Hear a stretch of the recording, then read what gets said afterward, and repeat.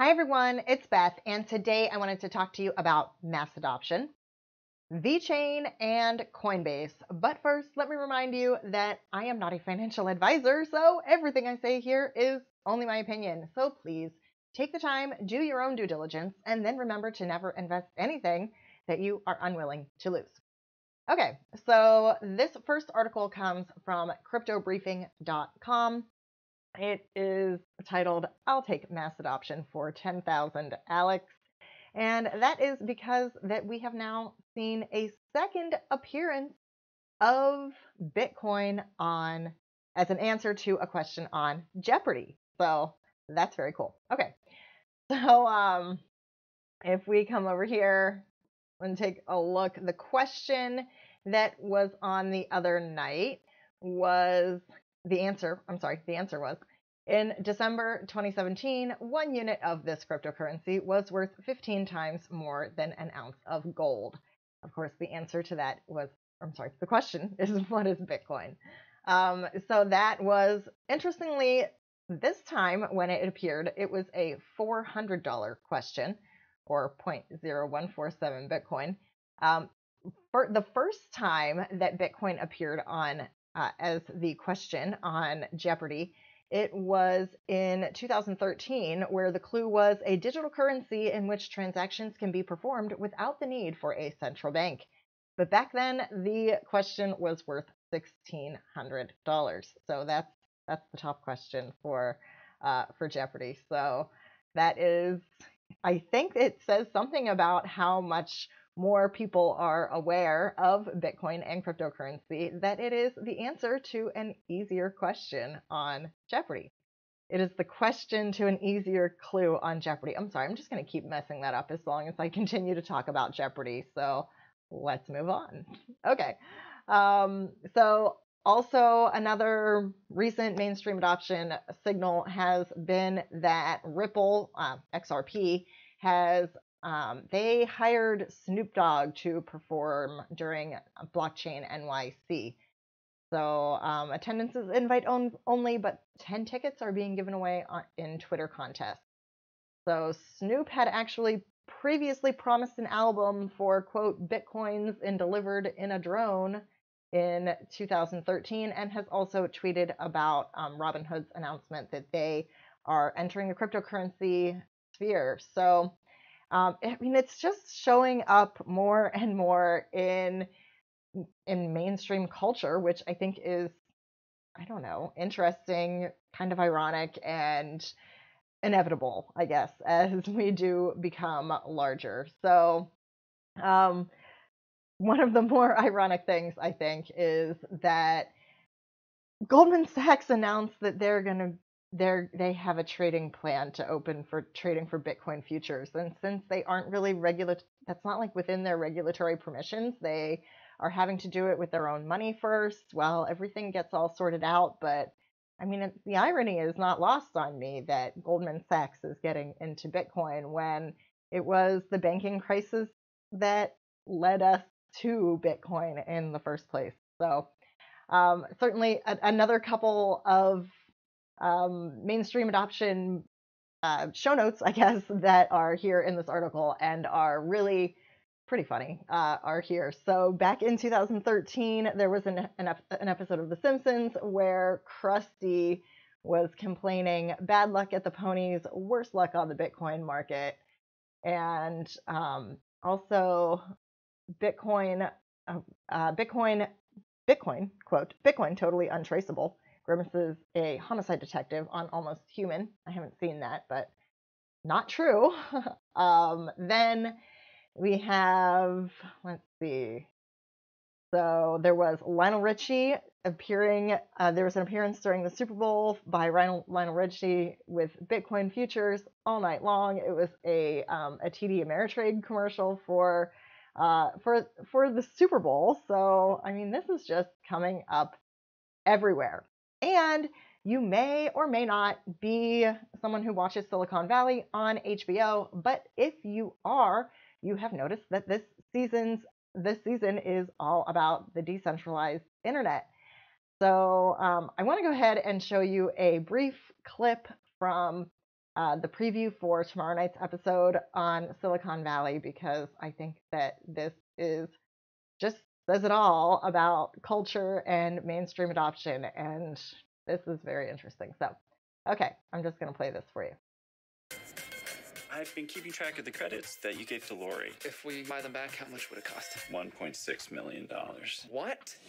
You want an alternative to Lori Breen? Well, it's Pied Piper Coin. Before you walk away, there's a friend you should talk to. You did 36 ICOs? Yep. Did they work? It's not always about money. Sometimes it's about wisdom. So you lost it all? Richard, if I didn't love this crazy guy so much, I'd knock his teeth out. Okay, so there that was. That is the theme of tomorrow night's episode on HBO. And again, the entire season has been about the decentralized internet, which I think is, even the way that they're presenting it is pretty interesting, because the gentlemen there who are looking to launch Pied Piper Coin, they've been launching Pied Piper as a decentralized internet, but it's not open source. This is something that has been brought with patent fights and cease and desist letters over using the code.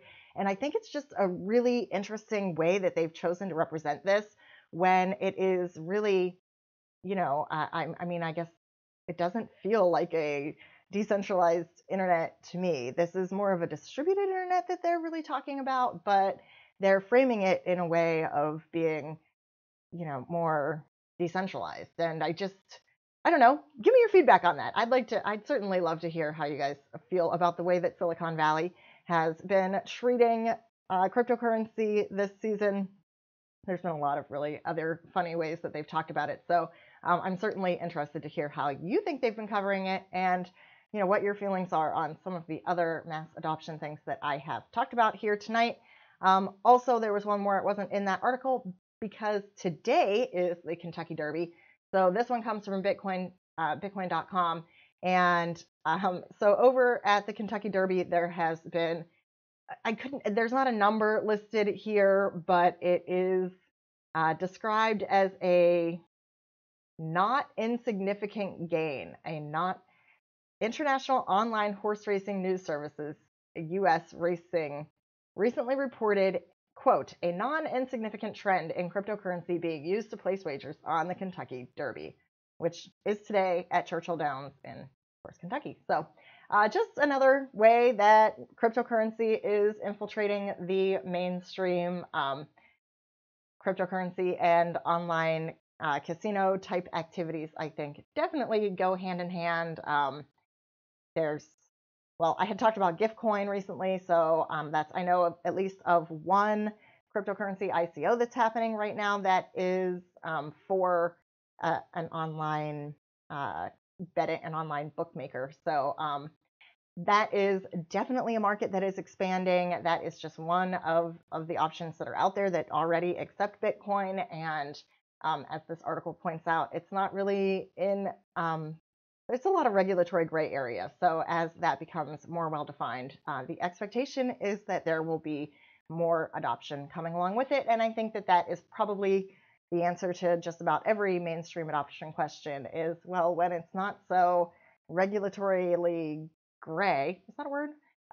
When it's not so gray as to what the legal ramifications of accepting Bitcoin or other cryptocurrencies is, then certainly people will be more apt to do so.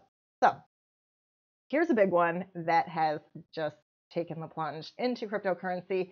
PricewaterhouseCoopers, which is one of the big foreign tax and accounting firms, they have announced that they have purchased a stake in VeChain. So that is an Internet of Things coin. It is working on providing basically a private key for every bit of anything on the supply chain. So it's a supply chain coin, and it is really very interesting. I like VeChain a lot, but that PwC has taken the plunge. They've said that they are going to be integrating the platform into their company. So that will require PwC to go ahead and use VEN tokens.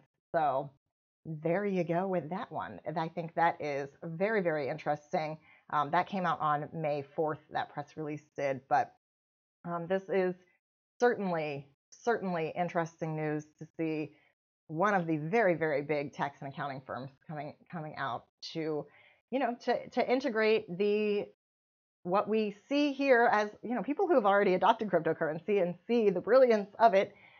I think we can think, why is everyone not applying this? And so now that we're seeing more and more application coming around, hey, that's interesting too, and great for mainstream adoption. So in preparation for mainstream adoption, Coinbase has announced that they have already increased their transaction capacity by 1,000% year over year, and they are expecting to double that again in the upcoming months.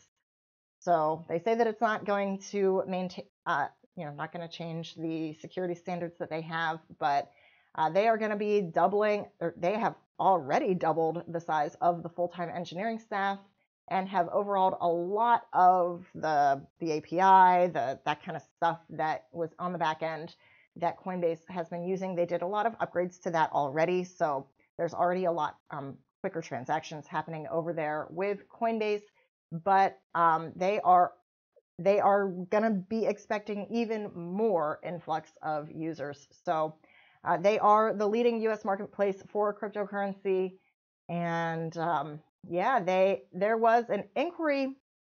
So in a response to the New York Attorney General Eric Schneiderman's ongoing inquiry into exchanges, the private company disclosed some of its key data, including that it had doubled the size of its full-time engineering staff, had overhauled much of the platform's code, and that has resulted in a 1,000% increase in their surge transaction capacity relative to Q3 of 2017.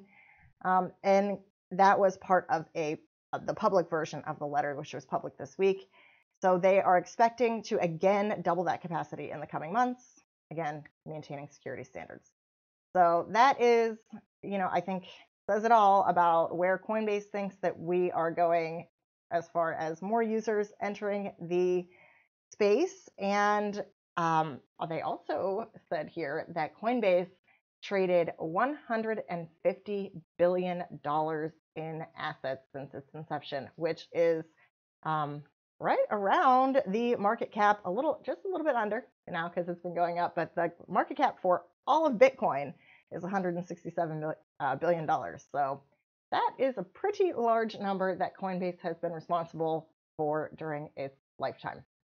So they're hiring more than 300 full-time employees. They're becoming bigger. So there we go. And that is everything that I have for you tonight. So I do hope that you found this video interesting. If you did like it, then please do leave a like. And if you'd like to see more from me, then please do subscribe to the channel. If you have any questions or comments, you can leave those in the comment section. And as always, thank you very much for your time. I will see you next time, and I'm going to link these articles in the description box. All right, thanks.